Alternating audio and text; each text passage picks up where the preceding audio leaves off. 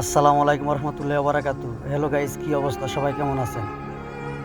ভাই একটা কথা কি, মানে ড্রাইভারদের কষ্টটা যারা প্রবাসে আছে তারাই বুঝতে পারবো একমাত্র, তাছাড়া কেউ বুঝবো না। দেশের মানুষ কোনোভাবে সম্ভব না বুঝার।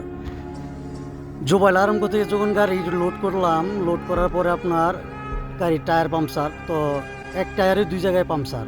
কাজ করাইলাম, কাজ মাস শেষ করা গাড়ি টান দিলাম। তো রানিং অবস্থায় মোটামুটি প্রায় 300 কিলোর মতো চলে আসলাম। শরীরটা খুবই ক্লান্ত, তখন মানে গাড়ি পার্কিং করছি রেস্ট করার জন্য। তো যে জায়গায় গাড়ি পার্কিং করছি গাড়িটা বন্ধ করছিলাম রাত্রে 10টার সময়। বন্ধ করার পরে আধা ঘন্টা পরে গাড়ি আবার স্টার্ট করছি। গাড়ি তো স্টার্ট হয় না, আর মানে কোনোভাবে স্টার্ট করতে পারি নাই, গাড়ি খারাপ হয়ে গেছে, ইঞ্জিনের সমস্যা। তো মিস্ত্রিরে ফোন দিলাম, কোম্পানির ফোন দিলাম, সবার সাথে কথা বললা আর রাত্রে আর করতে পারি না, 2-2.5 ঘন্টা এই মিলিয়ে গেল মরুভূমির মাঝে।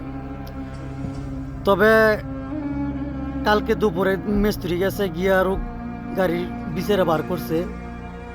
খুব কষ্ট হয়ে গেছে গা ভাই, এই টিপটা আমার অনেকটাই কষ্ট লাগছে, কিংবা কষ্ট পাইছি। যে রানী মরুভূমির মাঝে হাজার হাজার কিলোমিটার গাড়ি চালায় তারাই বুঝে ভাই।